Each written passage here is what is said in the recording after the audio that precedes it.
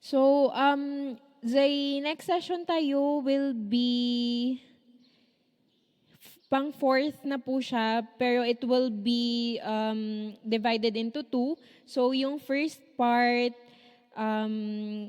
si Pastor Wilner po ang mag-share. And if you have questions na ngayon on your mind regarding family and friends, you can write it down na po sa paper na dinistribute. Tapos somebody will collect it po. And then later, we'll try to have it answered ni Pastor. Tapos, if may mga questions po kayo during the session, we'll give you time na lang to write it also. Or we can ask na lang later.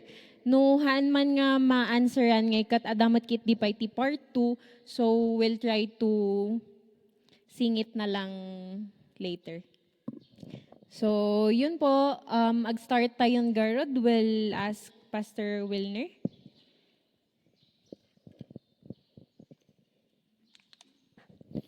Thank you, Sister Jackie. Praise the Lord. So, magandang umaga sa ating lahat. Puri ng Panginoon. Okay, so bali dalawa yung subject na ang sa akin is more on sa responsibilities and boundaries to family and friends. Okay? Sinong may karelasyon dito? Taas ang kamay. Lahat tayo may karelasyon.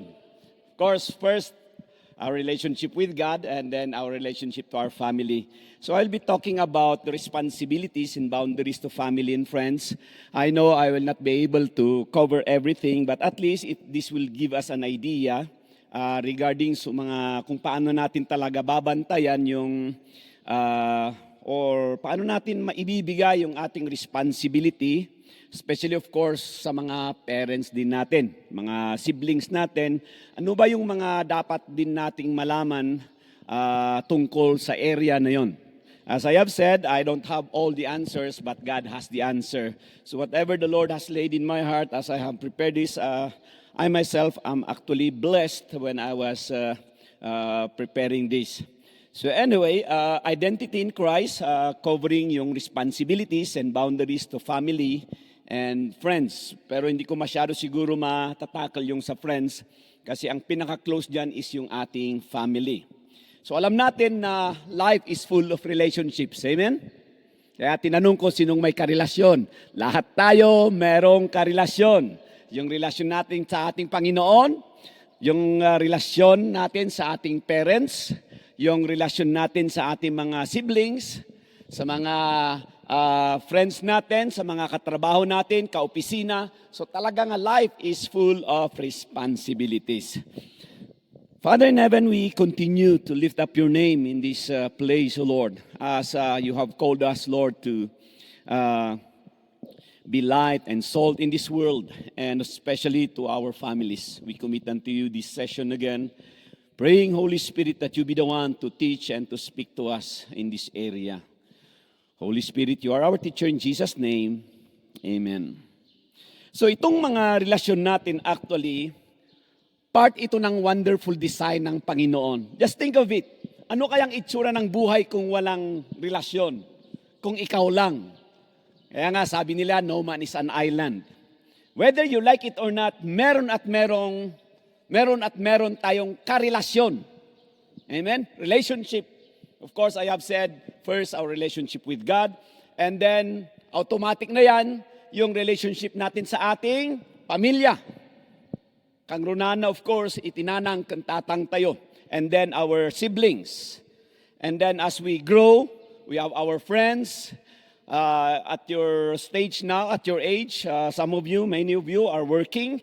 Ada dagiti katrabaho yo, colleagues, kunanay jay. Okay? So, it is part of God's wonderful design. Yet in the face of it, it's quite common. It's quite common to experience difficulties in relationships. Sinong naka-experience na talagang nagka-problema sa mga karelasyon nila, sa friends, minsan sa parents, Sige, huwag na nating itaas. Pero alam natin na andyan yan, given na yan. Difficulties in relationships with friends, with colleagues. Minsan naririnig natin, hirap namang makatrabaho yung tao na yun. Grabe naman yung boss ko na yun. Minsan naririnig mo, grabe si mama, grabe si papa. Lalo na yung, grabe yung in-law ko. Mga ganun na naririnig natin. Na? But anyways, how do we face those things? How do we handle those things? And so we are thankful that we have the Bible, we have the Word of God, and we have scriptures that teaches us and guides us how we could flourish in this God-given relationship. I said God-given relationship. Ang father and your parents saka children relationship is God-given. Amen? You cannot do away with that. Okay? So God-given relationship. But before we venture into identifying our responsibilities and maybe our boundaries regarding our responsibility or relationships with our family and friends, I believe it is more important to recall dito tayo mag-start, to remind ourselves yung yung commandment. The two commandments which the Lord Jesus Christ has spoken of as the first or the greatest commandment, and the second is like it. Sinong nakakaalam nun? Ano yon?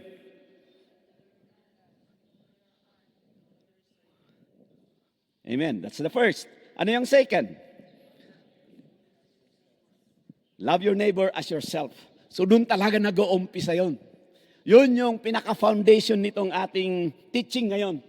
Kasi it would be useless to identify siguro yung responsibilities and boundaries kung wala itong basic, yung pinakapundasyon kung paano natin talaga imi-meet yung ating responsibilities sa mga God-given relationship natin. So nasabi kanina, so the Lord Jesus Christ actually, sa Matthew chapter 22, 36 to 39, andun yung scripture. Teacher, which is the great. Merong Pharisee na pumunta kay Jesus Christ at that time and tinanong niya, ano yung greatest commandment in the law? And the Lord Jesus Christ said to him, you shall love the Lord your God with all your heart, with all your soul, and with all your mind. This is the first and great commandment. And the second is like it. You shall love your neighbor as yourself. Notice in verse 40, it says there, on these two commandments hang all the law and the prophets. In the account of Mark, tinuloy ni Jesus Christ, sinabi niya sa Pharisee, kasi sabi nung Pharisee na tama yung sagot ni Jesus Christ. Ano uli yung sinagot ni Jesus Christ? You are not far from the kingdom of God. Bakit hindi siya nakapasok? Bakit wala siya sa kingdom ng Panginoon? Because he is not acting on what he know. Okay? He knows the commandment, but he's not doing it. And the only way that we can really enter the kingdom of God is to be doers of the word of God. Amen po ba? Okay. So establish yan. But looking at this verse 40, on these two commandments hang all, the law and the prophets. Kung meron kayong Dake's Annotated Bible, merong commentaries doon. So nakuha ko sa Dake's Annotated Bible, itong two commandments na sinasabi doon na hang all the law and the prophets, it is important to understand and to act on these two commandments because these two commandments sums up all divine revelation and responsibilities. It sums up all the revelation. Kahit alam natin na andyan ang Panginoon, alam natin about our relationship. May mga divine revelations na nare-receive tayo without doing it, then wala din. So it sums up all divine revelation and even responsibility. And you are talking about our responsibilities and our boundaries to family and friends. So we need to establish this in our hearts. And Paul clearly understood that he wrote in 1 Corinthians chapter 13. Ano yung nababasa natin sa 1 Corinthians chapter 13? Or ano yung sinasabi tungkol sa 1 Corinthians chapter 13? It is said to be the love, tuloy mo, love chapter. Okay? Why is it love chapter? Because very clear how Paul received that divine revelation. Kaya sinabi niya, though I speak with tongues of men and of angels, but have not love, I have become a sounding brass or clanging cymbal. Verse 2, and though I have the gift of prophecy and understand all mysteries and all knowledge, and though I have all faith so that I could remove mountains, but have not love, I am nothing. So verse 3, and though I bestow all my goods to feed the poor, and though I give my body to be burned, but have not love, it profits me nothing. And we know that this is the agape kind of love. The love that is pure. A love that is so strong. Yung sabi doon na willful na love. Na kahit hindi binabalik yung love sa'yo, andun pa rin yung love mo. That's the kind of love na madisdescribe dito ang scripture. It is a sacrificial love that intentionally desires another's highest good. Na ang desire mo, kaya mo ginagawa yon para makita niya yung maganda, yung mabuti.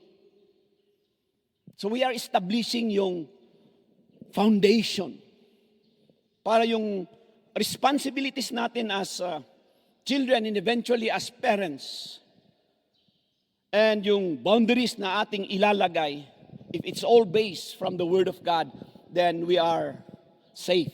Amen? And actually, kung itutuloy natin, kung titingnan natin sa verse 4 na yun, balik tayo sa verse 3. Meron yung last part.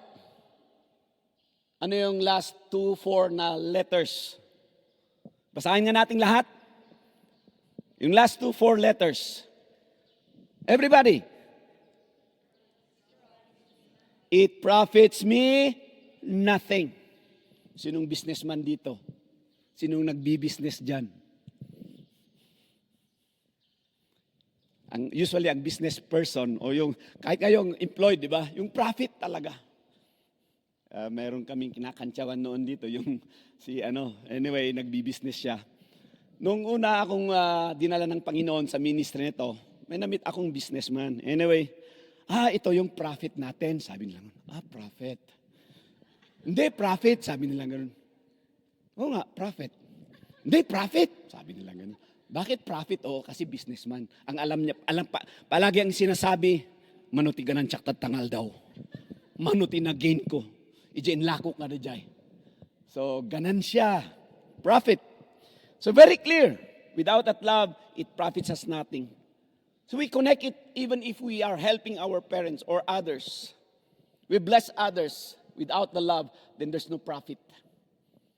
Okay? It profits me nothing. So verse 4, tinuloy niya, Paul continued to expound these love verses sa verses 4. Love suffers long and is kind. Love does not envy. Love does not parade itself. Is not puffed up. And then verse 5, does not behave rudely. Does not seek its own, is not provoked, thinks no evil, does not rejoice in iniquity, but rejoices in the truth. Verse 6, bears all things, believes all things. Nawala. Verse 6. Believes all things. Does not. Verse 6. Ayun. Does not rejoice in iniquity, but rejoices in the truth. And then 7, bears all things, believes all things, hopes all things, endures all things, love never fails.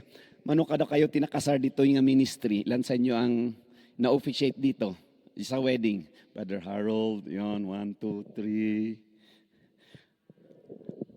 Di ba may isang part na ito yung wedding? Babasahin yan bago yung preaching or the sharing of the word. Short lang yung preaching usually sa wedding kasi ginagamit natin yun para madala natin yung message dun sa mga tao. But one of the main part of the weddings is to read this scripture as a reminder for the couple, yung mga gustong mag-asawa, nga daytoy iti basis da, love never fails. So very clear ita, in-expound ni Paul ita, nga love verses. And so with that in mind, with that in mind, the love, then comes the next thing. Ano yung susunod dun? I would like to talk about forgiveness. Kasi ang manifestation ng love is forgiveness.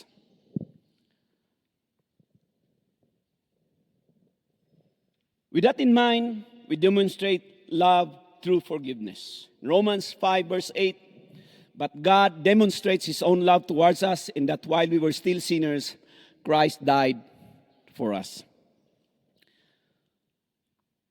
Yes, we are talking about our would-be responsibilities and boundaries to family and friends. But as I have said, without the love, and again, without the forgiveness, we will not be able to really have the profit. We will not be able to fulfill what God has called us to do, even if we do our responsibilities to our parents. Because there are some who have grown in an abusive home where parents have treated their children with cruelty, either knowingly or unknowingly, or maybe out of anger na sobrahan yung sabihin natin na discipline, or because of frustration. Di ba, ang sakit pakinggan na pagamin nga babae, dapat lalaki. May mga ganun na naririnig natin. So when our children were given by the Lord, of course, our first desire, our prayer with my wife is, isang lalaki, isang babae. Magkasunod na babae. Ano yung attitude ko dun? I have to be thankful.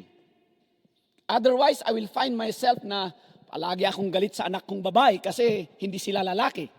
Pero kung minsan, sabi ni Mrs., kasi kahit nga babae ni Hami ka ni Shira, minsan ko, kuna ni Mrs., pasensya kayo, awan ti lalaking anak ni Daddy you. But anyways, I'm not frustrated. I don't allow frustration because children are a blessing from the Lord. But I am saying this because there are some, and I don't know if there are some of you also nga talaga nga tikayat yung kat lalaki kat rinumar kat babae. Actually, nung pinanganak yung panganay, tumawa yung nurse. I am still believing for a miracle. Idinor na ngay kat, ay, iba ang tinignan. Kung na ni nurse, napansin na dyan matak siguro ngay nga, baka yung nag-miracle. Pero talaga nga babae. Naalisan ni Mrs. Timaysa, in between. So we said, yun na yung lalaki. But anyways, dalawang babae. So yun yung kuminsan narinig natin yung frustration na gusto nila lalaki or babae. Okay, saan na ba ko? So unknowingly, out of frustration, vices or simply ignorance. Kung minsan, dahil yung ama or yung ina ay may mga vices, na-abuse din yung mga anak. Masakit talaga yun. Okay? Sila yung nagiging sacrifice. Or maybe, as I have said, because of ignorance. I would say na I was punished severely by my dad out of ignorance. Kasi pinagbalinda kami nga hapon ni Tatang Mi. Ni Tatang Mi kat World War II veteran. So ang tingin niya sa amin mga anak is hapon, nga kalaban. So nga kanay ng igon na di jungle bulo. Anyways, ignorance. Ngam tinag-remain kanyak actually, all of us actually, ako yung last kasi na lalaki, kaya siya ti last nga nakaraman iti grabe nga punishment. Just to share, it's not in a negative way to my dad, but just a picture. Of course, hindi naman ako yung talagang mabait. Ako yung siguro di jay agtakawak ti salapi, ngam ti salapi idi kat dakkelan. And then one time, I lied to my dad. Kunak na ni daddy, nakagpaikat ti ngipin. Hindi kanak ti pagpaikat ko, pampatanggal ng ngipin. So pumunta ako ng Bagyo. Ang nangyari, nagbulakbul ako. Binili ko ng kung ano-ano yung binigay na pera. Nung umuwi ako, gumaganon ka. Nagpaikat ka! Tingnan ko nga! Wala akong maipakita. Yun na yung inbitindak with the rope. And yung murdong titali, so ti parabaot. Lahat ng damit, wala. Nakita nung panganay namin na nahipag ni Manang Lisa. And she was there. Sikog na ni Jenny. Napanay-inanawa ni Daddy. Daddy, tama na yan. Pero sabi ni Daddy sa kanya, huwag kang makialam dito, hindi mo to anak. So she has to push Manang Lisa in that way. But palaging sinasabi ng tatay ko sa akin noon, I'm punishing you, I'm doing this because I love you. And I'm thankful na ang nag-remain sa akin, love ako ng tatay ko. Kahit ganun yung ginagawa. At saka ang isang hindi mo makalimutan sa aking daddy, sa tatay, sinong nakakalam ng trompo, kampuso. Yeah, ay ayam di iti ang kuha mo no naaabutan nyo. But anyways, my dad saw me watching the other boys playing the kampuso nga diya, yung trompo. Trompo kung nada niya. Anyways, nakita niya pala ako na wala akong laruan. Laruan kasi ang apelyido ko eh. Pero wala akong laruan na ganon. Ano? I'm making you up. So anyway, nagulat ako. Gumawa si dad ng trompo out from the bayabas tree. Ni Tatang Mi, galit siya pag yung punong kahoy ng bayabas ay nasisira. Ayaw niya na inaakyat namin yung puno ng bayabas. Kasi maspak. The branches would break. Ang gusto niya, sungkitin mo yung bayabas para hindi masira yung bayabas. But amazingly, pinutol niya yung isa, yung medyo malaki-laking branch, para lang may magawa siyang trompo. And that's one of my memories sa aking daddy. Na kahit ganun siya ka-stricto, at least alam ko na my dad loves me. Anyways, also, we cannot deny siblings rivalry or conflict brought about by favoritism. Sinong paborito sa inyo ng nanay or tatay niyo? Meron ba? Uy, ayaw niya. Paboritong paluin, sabi ni Barbong.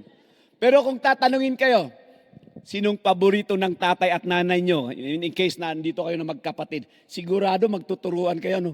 Isuna. Di ba? Sinong may kapatid dito? Magkapatid kayo? Ayun. Ay, okay. Sinong paborito? Yun eh. Diay ti maysa. So nga numaminsan kat adadag kita nga gapunan numaminsan. Brought about by favoritism, also with different personalities. So kailangang tayong mga parents, bantayan din natin na iba talaga kahit magkapatid. Meron at merong ibang personalities ang isa't isa. So walang comparison. Amen? Dalawa yung anak namin.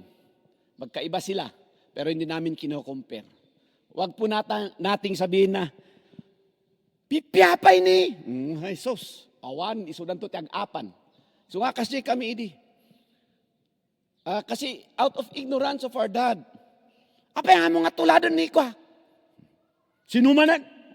Oh, madam naman, sige. Agboxing kayo dyan. 6 kami na lalaki, 4 na babae. So nga, di balay mi. Idihan kami matkindi nga in that way nga agbuboxing. Pero ti pagipapasan mi, di garden. Panawam na kabsat mo dyan, bagim na ito. Mga ganun. You have a way on how to get even. Mga ganun. So anyways, yun yung part ng rivalry. Preferences kung minsan, magkakaiba yung gusto and many others. But whatever the case may be, it is important that as believers and followers of the Lord Jesus Christ, most especially, we forgive yung mga parents. I am sharing this because it's not just simply in the word. Yung isang pinsan ko, I don't know how many years ago, 2 or 3 years ago, sumama ako doon sa for yung mag-uusap, yung magbalae, ganun. Meeting the parents of the bride. So yung lalaki, first cousin ko. Yung first cousin ko na yon, of course, they were raised in a way na yung describe ng ko dito na broken yung family, so parang naranasan niya yung grabe na punishment and everything. So anyways, along yung usapan, sabi nung uncle ko, Kasi andun yung tatay niya pero hindi nagsasalita kasi wala siyang boses. Kasi alam niya na hindi niya tinulungan yung anak. Ang nagpalaki doon sa pinsan ko is yung uncle ko. Nagstay rin sa bahay, in my room, he stayed with me and I was already growing up, so I started ministering to him. I always say na you forgive your parents. Because he always say na, ang kumanga kasuti biyag ko no, anak na binaybayan.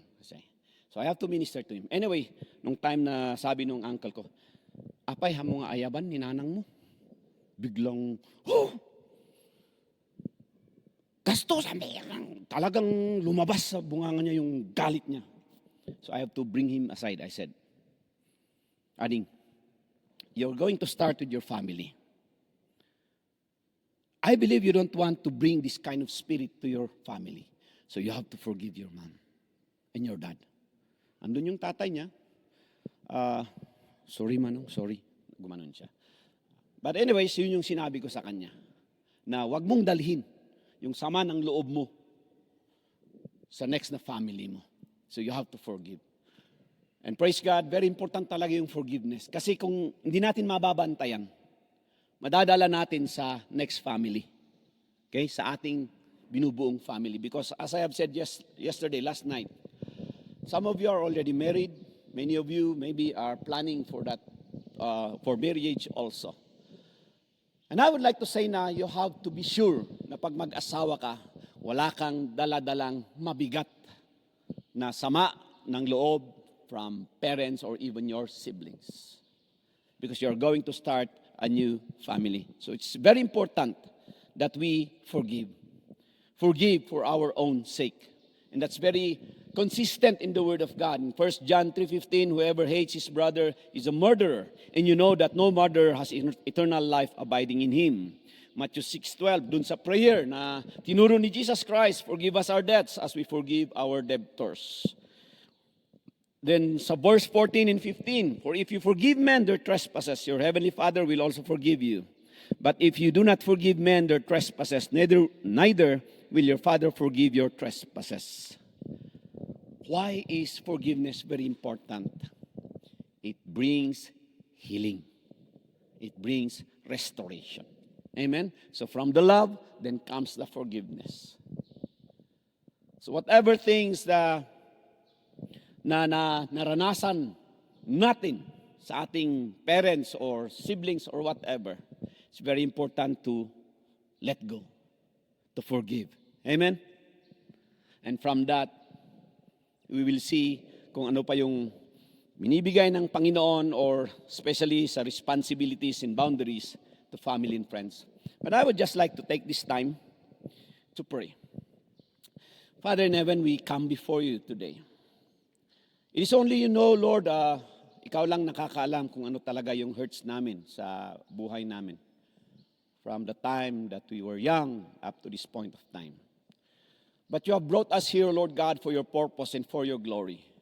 And I take this time, Lord, to lift up unto you my brothers or my sisters, O Lord God, whatever hurts. Father, I thank you that your presence is in this place.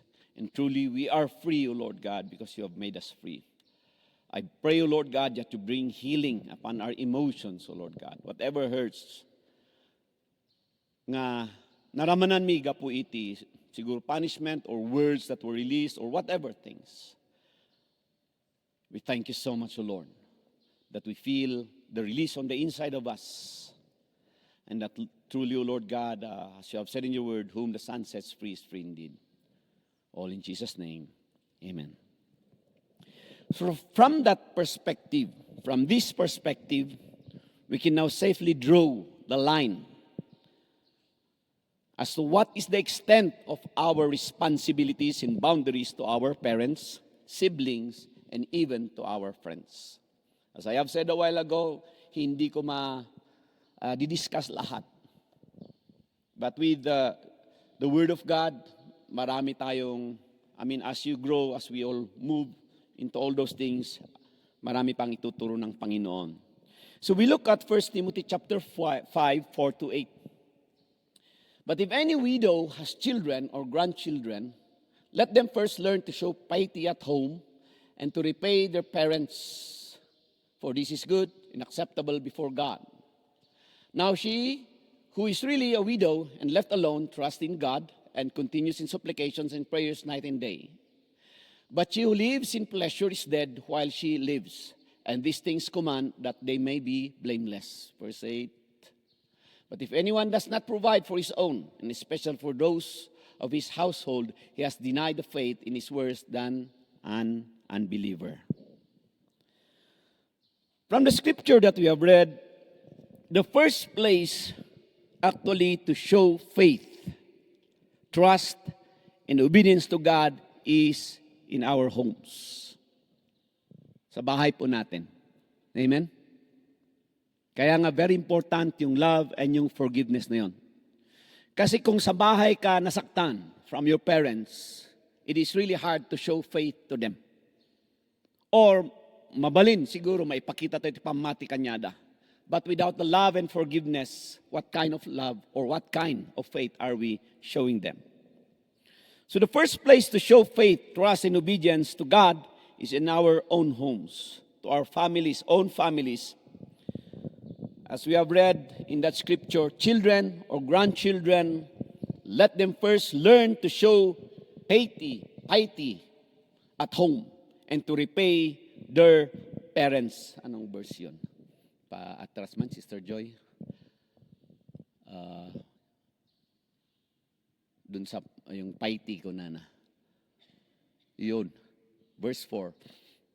But if any widow has children or grandchildren, let them first learn to show piety at home and to repay their parents. For this is good and acceptable before God. Sino sa inyo ang parents nyo is still alive? O marami. That means you are really younger. And siguro, ma-share me mat, experience me.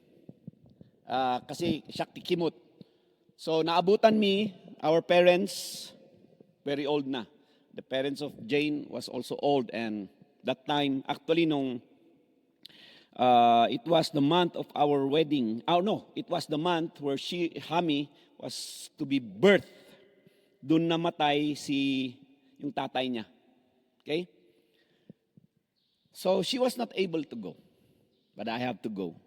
But before that, as part of what I have learned in the scripture, when I was growing, of course, I have to show piety, even sa in-laws. Yitabuk te ayanda, so I have to travel. I traveled, but anyways, even my parents actually, they were old also. So, yun yung stage na nagkasakit na sila, mahina na sila. They needed support in one way or another. And we are blessed to say na, in a way, na-fulfill namin yung aming responsibility. But you know what? Nung wala na sila, nag-uusap-usap kami, pati yung mga kapatid ko, with my wife sometimes, inaiwanan tayo ni daddy ka ni mama, ngam kasla kurang. The question is, how much more for those who have never taken care of their parents? Lalo na yung first na topic natin, na hindi nila forgive. Ang nangyayari pagpatay na yung parents, saka lang sila nag-aas ng forgiveness. Marininig ba ng parents yun? Meron kaming inattend ni Mrs. na burial. Ugalin sa talagang pagano. And sabi ng mga matatanda, lahat yung mga anak, pipila at magpaalam sa patay nilang nanay. Anyways, hindi naman sa pero yung isang anak is bishop. Bishop. Yung isa, engineer. Yung isa, hindi lang isa yung engineer. Anyways, almost all of them, umiiyak doon sa mismong pansyon, lungun, kabaong. They were asking for forgiveness. Sabi ko nga kay Jane, yung iba hindi ko naintindihan yung salita. Wala na kasi hindi niya na masabi yung, kasi talagang emotion na. Pero mayroong isa na medyo nakainom pa. Kainom siya actually. Pero siguro in a way, siya yung nakikinig ng salita ng Panginoon. Nga man, pakawaran inam. Aday, tay kinakalkalik, idinabiyag. No, I already talked to her when she was alive. I was with her before she died in Pugis. Kasi may bahay sila doon. Tapos inuwi doon sa Ili, nga kunada. Ag-ungot na gilalakay. But he stood firm and he said, no, I'm not going to talk to her because she's already dead. She will not listen to whatever I say. I will be saying. But ito yung isang point na, yung first na napag-usapan natin. Anyway, going back to this is, children or grandchildren, let them first learn to show piety at home to repay their parents. Ano ba yung piety? It's a show of religiousness, godliness, piousness, holiness, and respect. So ang first na place, the first place where we show piety, religiousness, godliness is in our own home. Respect is one, of course, and the other one is caring. Yung care natin sa ating mga parents. And very clear dun sa scripture, in this way, we repay. Piety at home and to repay their parents. That's in the scripture. Hindi natin yan ginagawa. Whether we like it or not, meron pala tayong utang sa ating parents. Can you say amen? It's given in the word. There's something that we need to repay. Because actually, especially dun sa sa mga mothers, binuwis nila yung buhay nila para manganak. Marami kaya ang nanganak na hindi rin nabuhay or whatever. But hanga da jay iti ising sigir na da jay.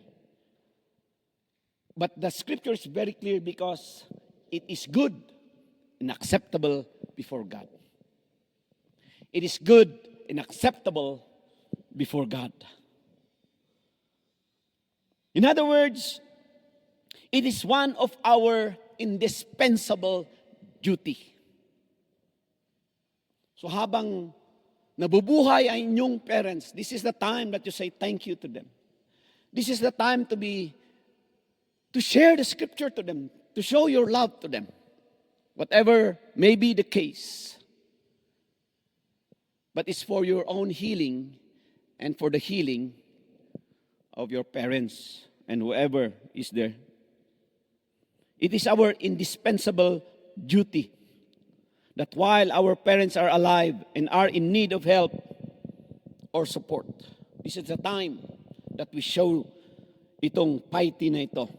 This is good and acceptable before God. In Ephesians chapter 6, 3-1, children, obey your parents in the Lord, for this is right.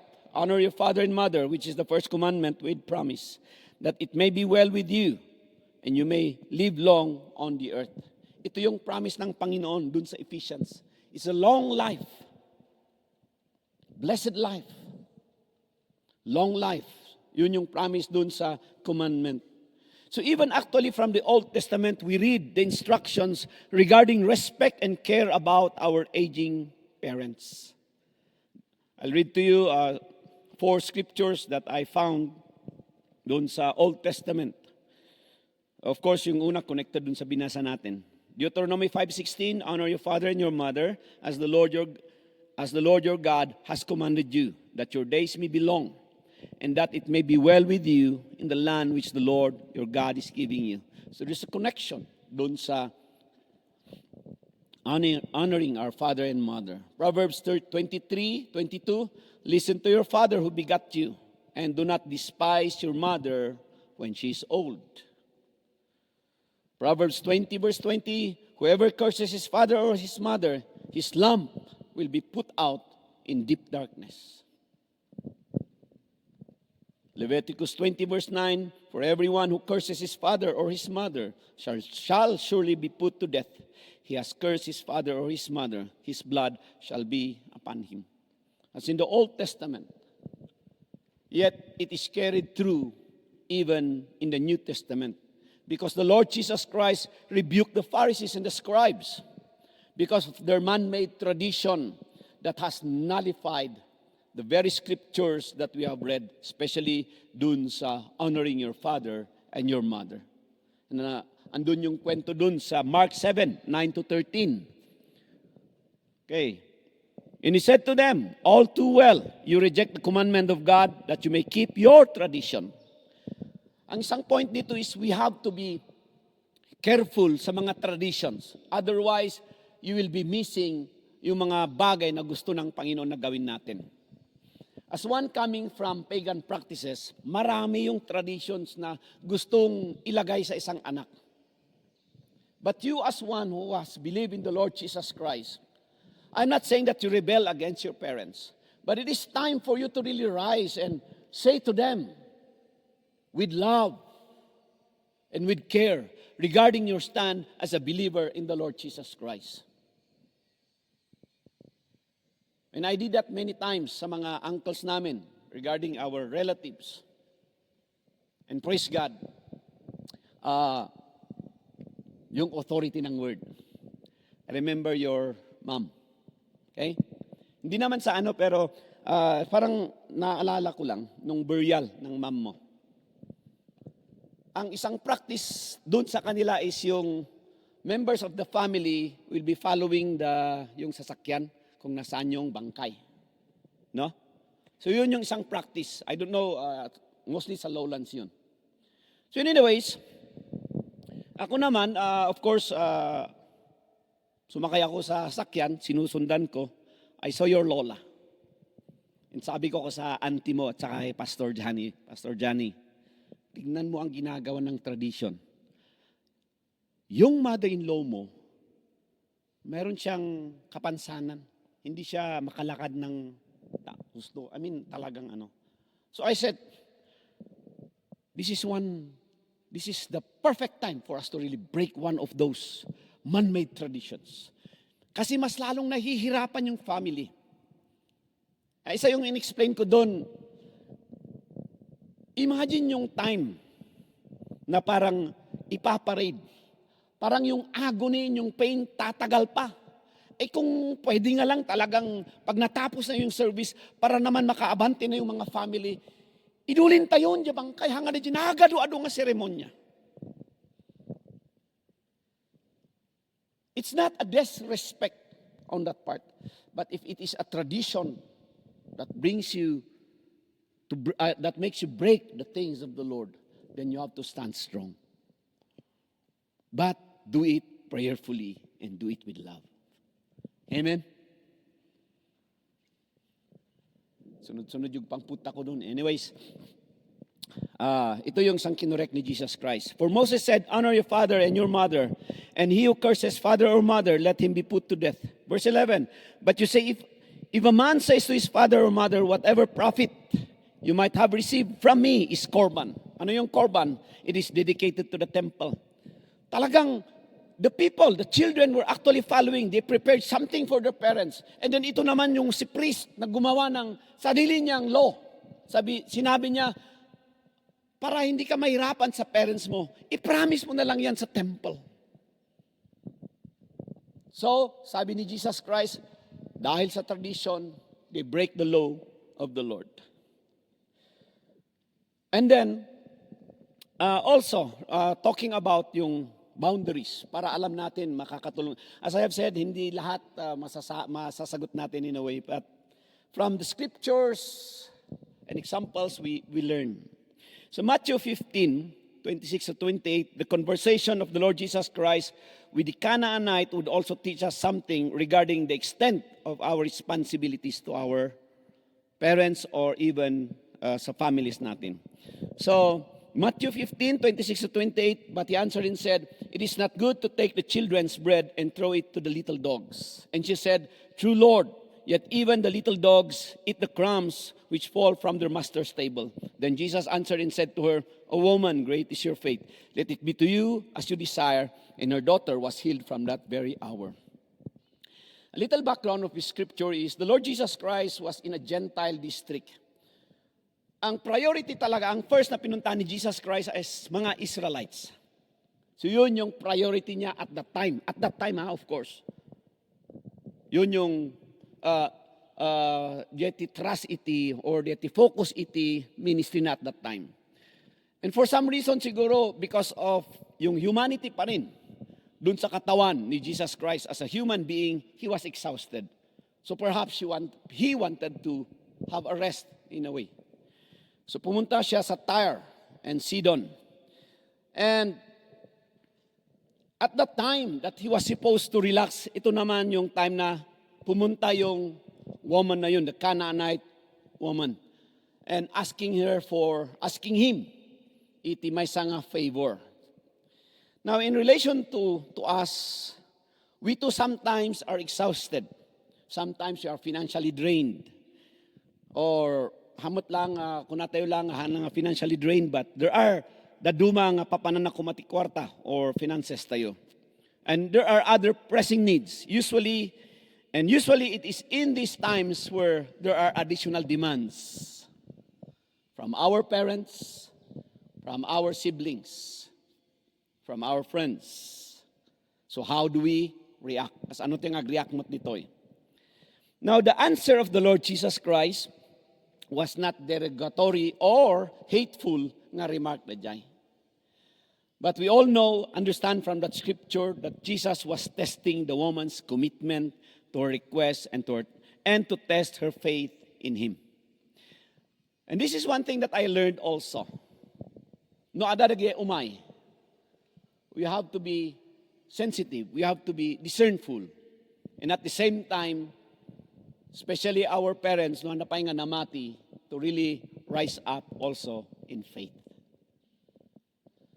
No apay nga nainahin ko dito because inahin ko dito, one of the things we see here is about food or provision, of course. And the first ones to enjoy that food should be our own children. No, adati family tayo. Yeah?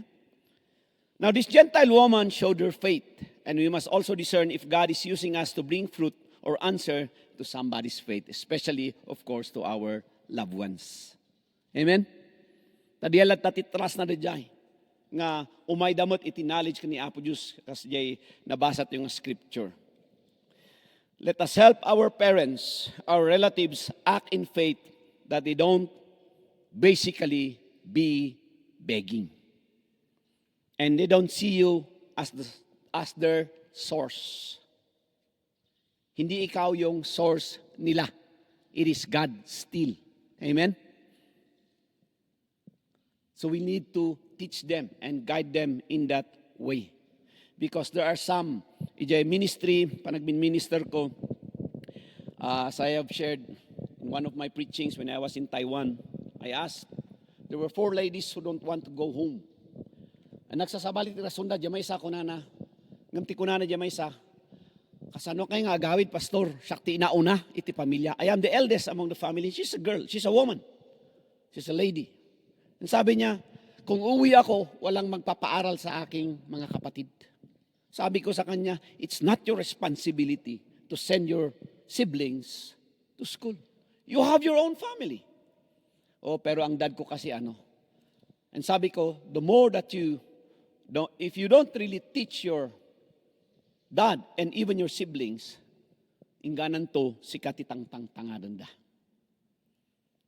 And several nga reasons sila duman no apay nga madida nga agawid. But anyways, so ruwan tayo suda tapno handa nga tumangtang-tangad nga kanayon kang ka as their source ni Apo Diyos. Amen? Siguro dagi jay ma-strengthen tayo ija responsibilities kan. Di ko nakangkumot kidi nga may discuss amin. But there's a note to parents from 1 Timothy chapter 4 verses 4 to 8. So we need to go back doon, Sister Joy, please. Doon sa 1 Timothy chapter 4 verses 4 to 8.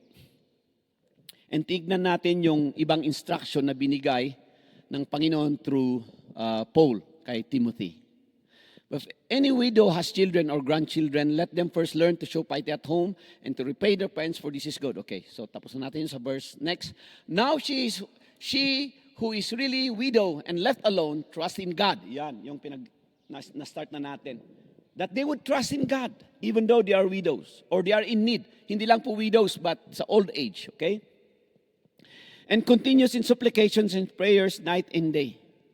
Pag ganun yung, talagang the Lord is going to provide for them.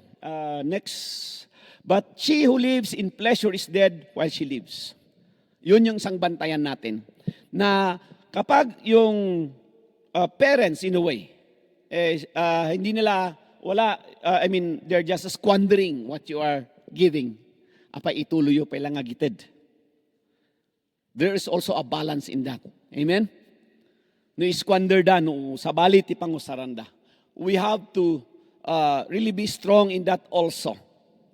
Because I heard some, itod kumutkat kwa, isig-sigarilyo na. Actually, when my mom was still alive, very loving gamin ti lola niya. Kan maminsan kat yung arod na ibagak tatay nga favoritism. But anyways, I gave money to my mom. So may binigay ako sa nanay ko. The following day, nalaman ko na may pumunta doon na pamangkin. Na binulod yung kwarta ni Jainted ko kat kunak mama. I gave that money for you to use, not to give ije apom. Haan mat nga DJ madi nga gitad kang ti parang nagamin DJ actually in may na inutang. Nga inbaon ni amana. So yun yung story doon. So I had to scold my mom and said, Mom, if we keep doing that, we are teaching nga DJ nga ubing nga apa nag-utang-utang. So I said, Mama, nuhan mo nga i-promise kanya nga mga itid kanya na dayay, hanakon nga gitid. Parang nagmisuot ni Mao. Kakaasi piman. Haan mama, haan nga kakaasi. But we have to teach them. If they needed money, handang mapan kanyam. Tawan ti trabahom, siyak ti umayanda. So anyways, sometimes you have to be strong in that also. Yun yung siguro isang boundaries. But anyways, perchance we know that we needed help. Okay. Tapno malpas tayo tanyag alas 12. Note to parents. Ilan sa inyo ang parents? 1, 2, 3, 4. Okay. Wala pa sa kalahati. But eventually, you will become parents. As you have desired in the Lord. Okay? Time will come. So, we have to discuss this also. I-share ko rito. Awan iti ubing. Everybody is getting older. When I preach yung sa burial ni Brother Mike, very clear yun nun sa Ecclesiastes, yung mga buhay, iniisip nila yung niya, yung death nila. But yung patay na, wala na siyang iniisip. Of course, ang iniisip nyo ngayon, yung mga singles, makapag-asawa. Yung married na wala pang anak, like Brother Harold, of course, yung pinag-usapan natin kanina na, yung blessing ng children. So anyways, but the point is, nobody is getting younger. We will all grow in age, whether we like it or not. Amen? Amen? Pay madi yung lumakay, bumakit. Awan, hanga matanggal niyay. Part na itati panagbiag. And so we should be asking this question. Who will take care of me when I'll grow old? Haan nga madidi nga question. But that question would lead you to prepare something. Kasi no amom nga awan tagbantay kanyam, awan mo't. Nya iti aramidem. You keep yourself strong, healthy. Kung kunak nga ni Brother Mike, aam muna di ay. Ngawan mang bantay kanya na, so nga, intatal nanak at nagawid. Awan ti dinisturbo na ni Brother Mike na di ay. Kada kayo nga mangkit kita di aglaldalos dito yung alakay. He died at age 90, magna 93 siya sa October 21. But anyways, tayo naman, especially as parents, we should really be helping our children to be prepared for that. That the time will come when we grow old, they have to be also responsible. Pero hindi yung pinupush natin. We just become a part in preparing them for that. We find ways. Of course, to follow God's principle that our children would honor and respect us. During yung old age ng mother namin, kasi talagang nagbantay kani tatang mi is our mom. So ang binabantayan din namin yung mother namin. From time to time, kunami kanima, kunami nagkakabsat, iirwaryo ni mama, tasyak matiagbantay kani daddy. So nagre-relieve kami. But during that time na wala na yung tatay namin, sinong magbabantay sa nanay namin? Kami. Okay? But anyways, palaging sinasabi nung nanay ko, hinatid namin siya sa meeting ng mga seniors noon, kung saan siya pumunta. Of course, yung mga damit niya talagang malinis kasi nilaladahan ng either yung kapatid ko or my wife. Nung nasa bahay sa bahay namin si mama, of course, my wife takes care of the clothes. Agawin ni Nanang Mikat, very proud. Apalan na nga, hindi kakadwak nga senior citizen. Apay kanu, winta nagmayat kanu na ito badok, nalinis, nabangluak, and then adatyag itulod, adatyag sundo. Kunak ka ni mama, sinasabi ko sa aking nanay, Mama, we are doing this because you have taught us to become responsible na parents. So tayo naman, turuan natin yung ating mga anak. Amen?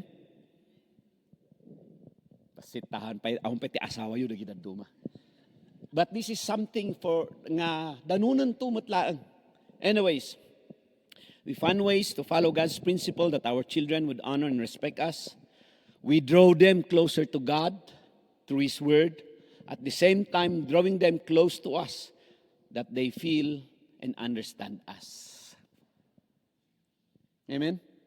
Taasidig na kada tayo.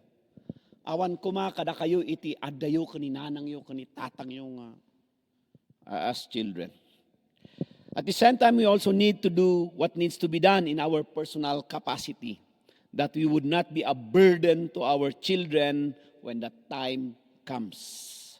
We need to prepare our lives so that we will not be totally dependent on our children. At this point of time, me and my wife, we know nga, we don't want to disturb our children because we know time will come, they will have their own life, their own family, makiasawa da. Alangan mo't nga, isudan to ti mang banbantay kada kami. Na I learned something from Sister Joy when she said, Pastor, ti may saman nga kamayatan nga gift tayo iti parents tayo kat health. Baliktad.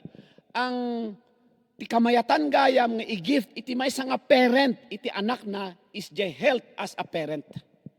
Kasi kung mahina yung parent, may sakit yung parent, kasano nga biyag piman di anak. You get the point there? So we have to do something. Nahan tayo nga kitkitaan nga, nulumakay tayo kat talaga nga babantayan na tayo ti anak tayo. We do need to do something. They have their own life. And they need to enjoy the jemat nga relationship da. So, di ko na dito nga i-prepare tayo, di health tayo. Di ko na karod. Dito may sad, of course, best natang example is our family. Yeah? Di pagbak nga kasinsing ko tatay, adapay lang ni Amada. And whether we like it or not, I am involved ijay because kapsat ni mother ko. Kunang arod ni Mrs. Han, given daytan, maging part ka ijay. So we do our part. But anyways, we are misunderstood. And I said to the jay nga uncle ko one time, Uncle, dahil tinabat-bati nga biyagyo, pag sabatom di anak mo di bangir, kanji anak mo di bangir. Because nagstay suna di naramid mi nga abong-abong mi di Rosario di Lowlands. Tawan ti pagyanan na. For some reason, pag bumababa ako, palagi niyang sinasabi na mabut-buteng suna madandanagan. So anyways, mangat kat kunak. Urihan ka na nga sumalog no ka, ibagam di anak mo. Ang nangyari, hanak kanon nga sumalog, kunan ni Wilner. Ay sus. Di pa yung anak na di abro. Manong, bagam kanumat nga kwa. Hanon nga gyan ni daddy ijay balay mo. Awantin bagak nga kasta. But anyways, actually, datirikrik na. Sorry for the example na. But I'm not putting into bad light. I'm bringing this out to help us really understand the importance of health. And that tayo nga parents, agsasabat ko mati anak tayo. Awampay ti anak yung agpaiso, but this is something I believe that the Lord is giving. Tapno dagi anak tayon to. Suda nga talaga ti mangitakder kanya tayo. Hangay surat ti agaapa. So nga timang mangyari kat bahala dyan anak na dyan, isudamat ti binantayan na. Kunamat dyan may sa, isudamat ti ko. Awanan, papanamtun ngay nga parent. Anyways, so health, finances. Iniisip nyo ba ang retirement? Si Barbong gusto niyang mag-retire at early age. If it's the Lord's will, then talaga nga umay diay. Nangag ko lang matkini diay. Anyway, nasa kanya yon. But anyways, finances. We have to prepare for that. Amen? Ag-save tayo. Ada ba iti may sangang strengthen dito the late Pastor Mark. Sang kaibangan na Jack Wilner, ay wala is mo. Wala tulong na iman sa. Luman sakit ka katwari ilakom. Sig agas mo adat igatang mo ti agas kung kuna na edi. Kat ni, anyway, agpaiso diay. Housing. You have to prepare for those things. Sang katitira pag tumanda ka. And these are realities and many others to consider. And also in Ephesians 6:4 kuna na, "And you fathers, do not provoke your children to wrath, but bring them up in training in admonition of the Lord." So, first, natakal tayo, hamat nga, kunakang ko na-explain namin, but at least, I believe the Lord has spoken to us, our responsibilities towards our parents. And when the time comes nga, datayumot kat will grow older, nyamot ti aramidon tayo, tapnuhan unay nga baklayan, iti anak tayo. So, in closing, we are indeed called to be caring and supportive. And this principle starts with our family. It doesn't mean that we act as their personal caretakers or caregivers or bring ourselves in our own families to ruin by helping them. We seek God's wisdom and we will become a blessing to them. Amen? Let's pray. Father, we thank you for speaking to us today through your word regarding, Lord, our responsibilities as children. And eventually, our responsibilities also as parents, how we are to prepare for all those things and also to help our aging parents or relatives or nyaman ditaw, Lord God. Hamiman nga adupay, dagiti daduma nga mabalinmi nga maadal.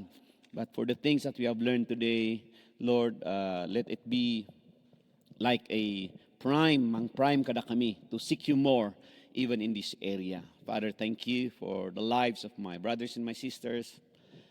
Just continue, Lord God, to pray and to speak your blessings upon them, upon every relationship that they have. All in Jesus' name, amen. Thank you and God bless.